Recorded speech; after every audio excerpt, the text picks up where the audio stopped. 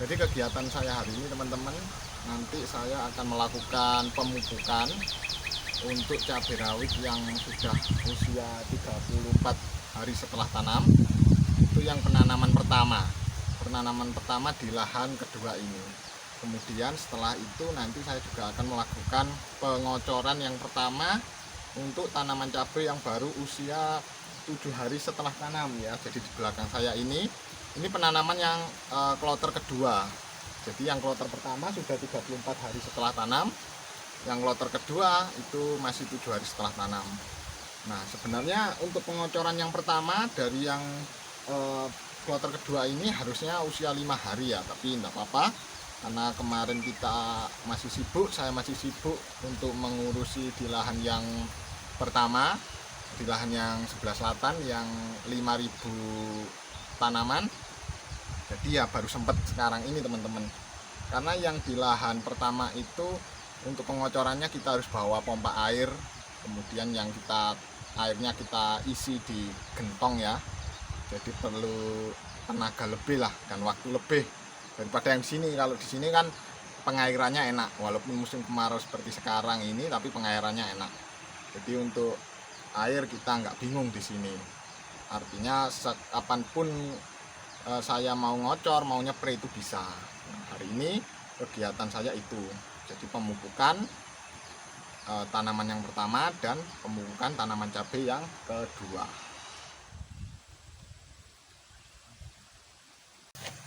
Jadi ini tanaman cabai rawit kaliber kita, ini yang baru berusia 7 hari setelah tanam.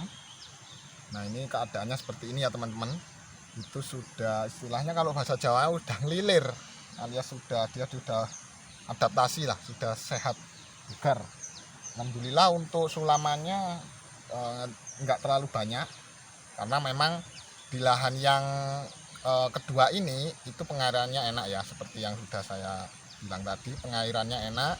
Jadi selama proses tanam ini saya berikan air, dilep lah, kita lep sampai mulsa, artinya airnya kan nanti dia akan naik sendiri ya, tanahnya juga basah, jadi enak untuk waktu penanaman. Jadi tanamannya ini cepat ngelilirnya gitu. Alhamdulillah ya, nanti kita akan melakukan pengocoran yang pertama. Kemudian ini adalah tanaman yang ini penanaman yang pertama ya di lahan kedua ini. Ini sudah 34 hari setelah tanam. Ada yang sudah mulai pecah cabang dan bawa bunga nih. Ini saya heran-heran juga ini. Ya, kondisinya seperti ini, alhamdulillah. Wah, ini ada tanda-tanda penyerangan tungau ya, tungau merah.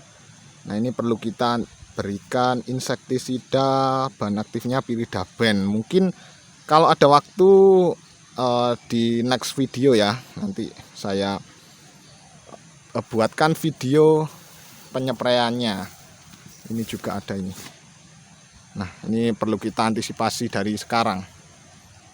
Seperti ini ya teman-teman pertumbuhannya, tanamannya.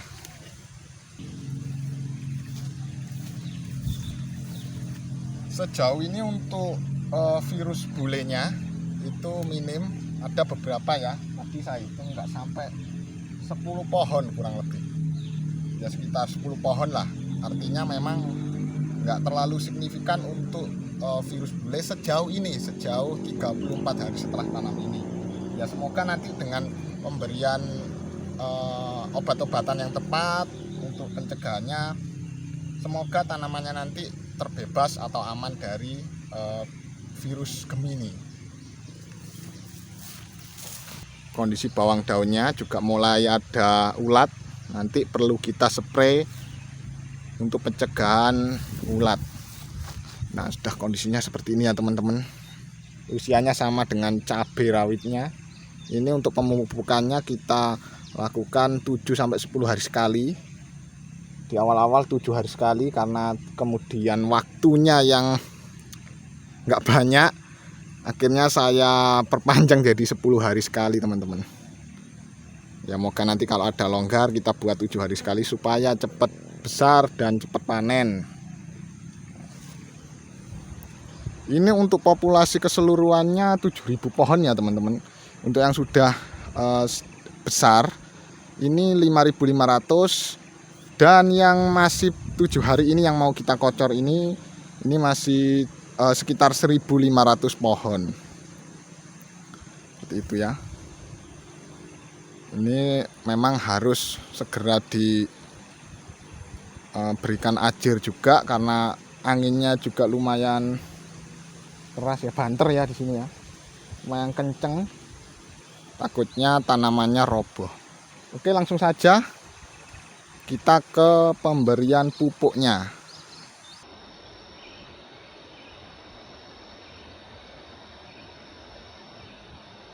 Untuk pengocoran 7 hari setelah tanam, nanti akan ada 3 bahan yang saya pakai teman-teman. Jadi yang pertama itu saya pakai ini Ultradap. Ultradap ini kandungannya fosfat. Kemudian fosfatnya itu 60% ya. Yang fosfat ini dibutuhkan untuk pertumbuhan merangsang ya, merangsang pertumbuhan akar dan juga memperkokoh batang. Nah, ini sangat bagus teman-teman untuk setelah tanam ya, supaya tanaman ini cepat beradaptasi, kemudian juga dia cepat besarnya, kokoh ya batangnya, supaya itu kokoh dulu, baru nanti setelah itu di pemupukan selanjutnya baru kita bisa berikan NPK. Tapi untuk yang saya lakukan di 3 kali pengocoran pertama itu pasti saya berikan fosfat. Nah teman-teman tidak harus pakai Ultradap, ada beberapa merek yang lain, termasuk bisa juga pakai Modern Vol ya dari produknya MMT, ataupun juga yang bentuk granul itu ada KSP atau Vertipos. Yang penting kandungannya fosfat. Nah ini kalau dari tips dari saya ya. Kemudian kandungan nitrogennya 12%. Nah saran juga, tips juga kalau di awal tanam itu kalau bisa jangan diberikan banyak kandungan nitrogen, karena nitrogen ini nanti kalau terlalu banyak dia bisa mengundang namanya fusarium ya, bakteri fusarium. Jadi yang pertama itu kita pakai Ultradap. Kemudian yang kedua kita pakai asam humat. Nah teman-teman, ini asam humat ini saya beli kiloan ya, bentuknya tepung. Nanti kita review waktu pencampurannya. Tapi biasanya saya juga beli yang ini sasetan. Saya pakai mereknya Power Soil. Ini juga dari produknya MMT. Ini bagus. Asam humat juga ada beberapa merek. Jadi nggak perlu sesuai merek yang saya pakai lah. Jadi pakai yang teman-teman ada di toko sekitar rumahnya aja. Tapi saya biasanya pakai yang Power Soil. Kalau ada yang kilo, saya beli eceran seperti ini. Baru yang ketiga ini POC, asam amino. Ini saya buat sendiri POC nya. Jadi sejak beberapa tanam terakhir itu saya pakai POC asam amino sendiri. Kalau teman-teman mau beli juga bisa, ada mereknya Ambition atau juga Premino. Yang penting asam amino ya kandungannya. Jadi asam amino ini dia yang membantu tanaman ini untuk menyalurkan untuk menyalurkan unsur hara dari akar ke seluruh tanaman, termasuk juga menyalurkan klorofil ya. Kemudian sebagai zat hijau daun juga ya, supaya tanaman ini tetap kelihatan hijau gitu ya teman-teman. Nah kemudian ada tambahan lagi untuk fosfat ini, dia juga fungsinya untuk merangsang tunas-tunas baru. Nah bisa dilihat ya, tunas-tunas tanaman punya saya ini lumayan cukup banyak, apalagi di lahan yang pertama itu sejak kecil bahkan itu tunasnya lebih banyak, karena memang di lahan pertama itu selain pakai pupuk dasar, itu pupuk dasarnya juga fosfat, kemudian pengocorannya juga pakai fosfat. Sedangkan yang ini tidak pakai pupuk dasar teman-teman. Tanaman yang 5.500 ini saya nggak pakai pupuk dasar, cuman kita lakukan pengocoran aja. Sedangkan yang 1.500 ini yang mau kita kocor sekarang ini pakai pupuk dasar juga, yaitu KSP ya, fosfat. Nah untuk dosisnya Ultradap ini kita berikan 4 sendok makan per tangki 20 liter. Kemudian untuk asam humatnya itu kita pakai 2 sendok makan. Asam amino POC nya ini saya pakai 200 ml. Nah jadi ini teman-teman, yang pertama kita berikan asam humatnya, kita berikan 2 sendok makan full ini ya. Kita taburkan seperti ini supaya tidak mengumpal, baru kita aduk.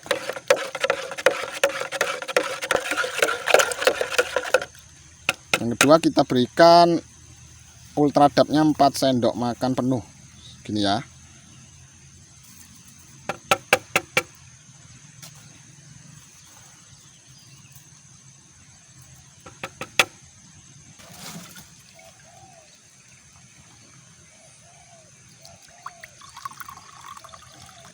Terakhir kita berikan POC asam aminonya 200 ml ya, atau 1 gelas. Aduk lagi. Kita tuangkan ke dalam tangki kocor. Nah, jadi saya tambahkan air sampai penuh dulu ya teman-teman. Baru kita lanjut ke proses pengocoran.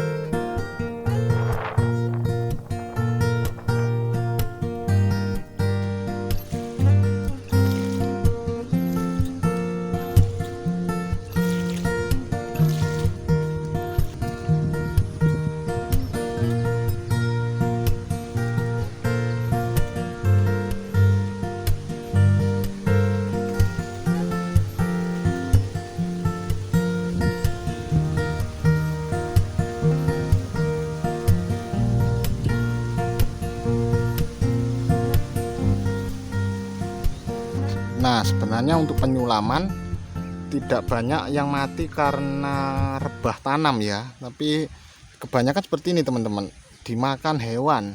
Ini entah ulat atau belalang atau juga keong, kurang tahu ya.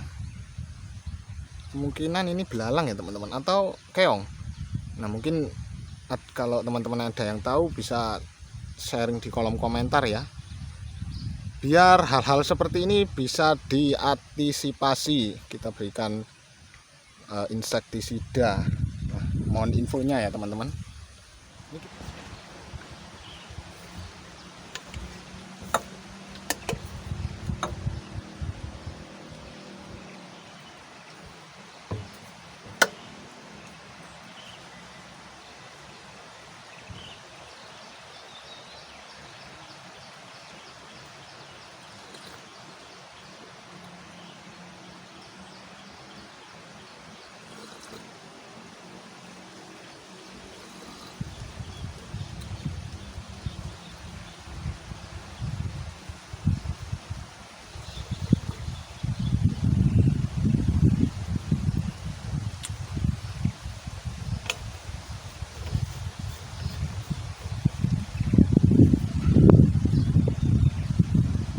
Oke, jadi pengocoran cabai rawit kita yang 7 hari HST itu sudah selesai.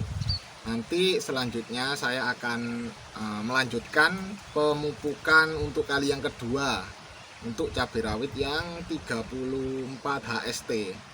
Nah, nanti kita akan melakukan pemupukan NPK juga dengan beberapa tambahan nutrisi yang lain, termasuk juga trichoderma. Nanti untuk selanjutnya kita simak bareng-bareng.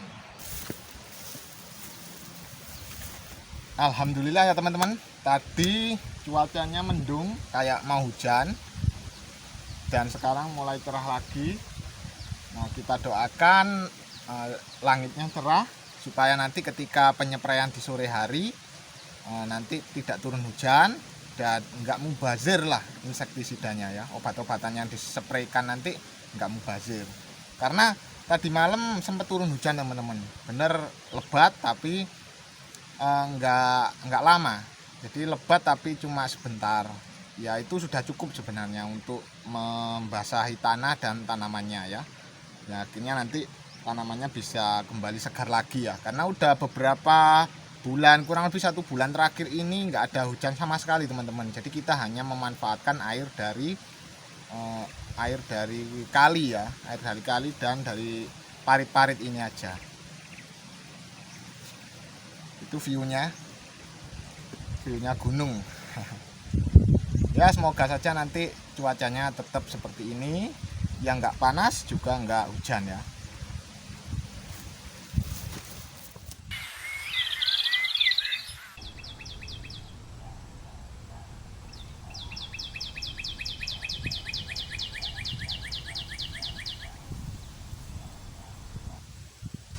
Oke teman-teman, jadi kita lanjutkan pemupukannya. Sekarang untuk pemupukannya kita akan lakukan atau kita aplikasikan pada cabai rawit yang sudah 34 hari setelah tanam. Nah, jadi di sini pupuk yang sudah kita sediakan ini NPK 1616 ya. Untuk mereknya ini Pak Tani ya. NPK 1616 Pak Tani. Ya, untuk NPK sendiri teman-teman bebas ya, mau merek apa saja, bisa yang Mutiara ataupun Cap Tawon. Cuman kalau saya sendiri lebih suka yang Pak Tani karena mudah hancur, mudah lebur. Kemudian yang kedua adalah Trichoderma.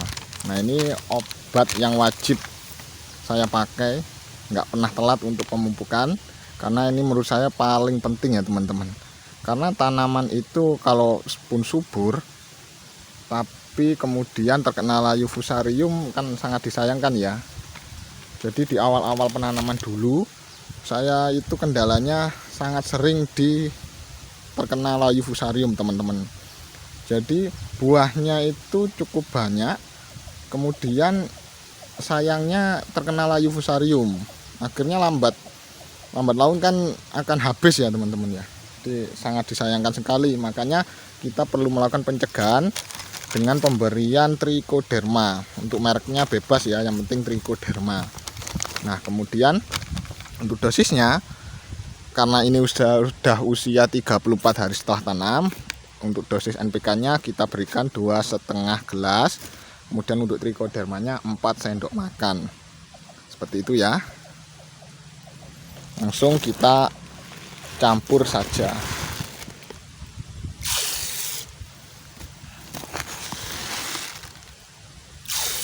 Dua.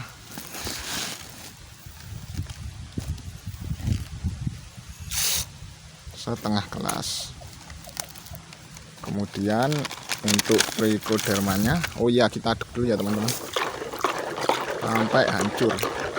Untuk yang merek Pak Tani sendiri ini cukup cepat ya hancurnya.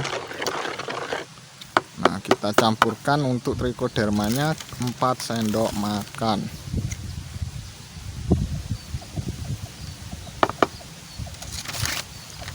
Selain merek yang Tricho Plus ini, saya sering pakai Anfus juga teman-teman, atau Trichoderma Gold atau Tricho Back.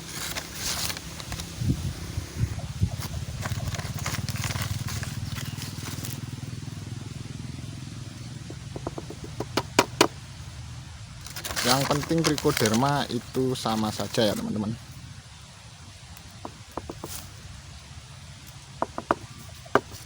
Kita aduk merata. Kita tuangkan.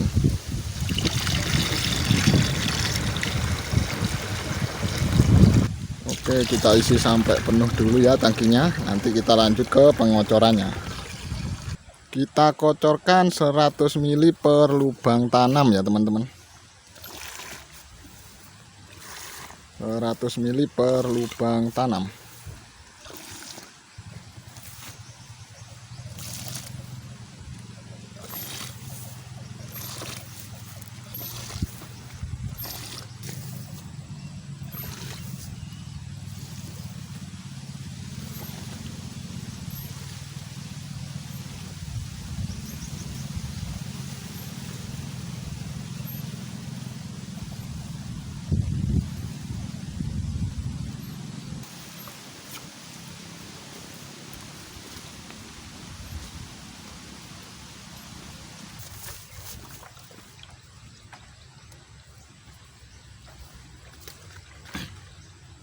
Jadi ini sebenarnya pukul 3 sore ya teman-teman, tapi masih cukup terik untuk sinar mataharinya.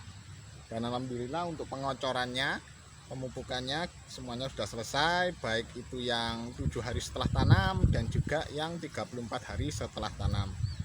Nah, ini kondisinya ya, bisa dilihat kondisinya tanaman kita 34 hari setelah tanam.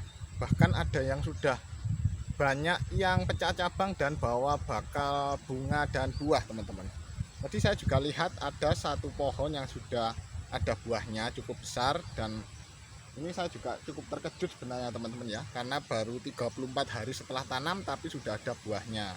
Bahkan hampir rata ini sudah pecah cabang. Nah, ini enggak tahu ini terlalu subur atau memang kurang subur ya teman-teman. Bisa mungkin kalau teman-teman ada yang punya saran bisa tulis di kolom komentar. Ya alhamdulillah sejauh ini kalau menurut saya ini sudah cukup subur. Nanti untuk selanjutnya kita akan melakukan perawatan di penyepraian. Nah, penyepraiannya apa saja, nanti insektisidanya, fungisidanya, dan nutrisinya apa saja, nanti bisa ditunggu di video selanjutnya.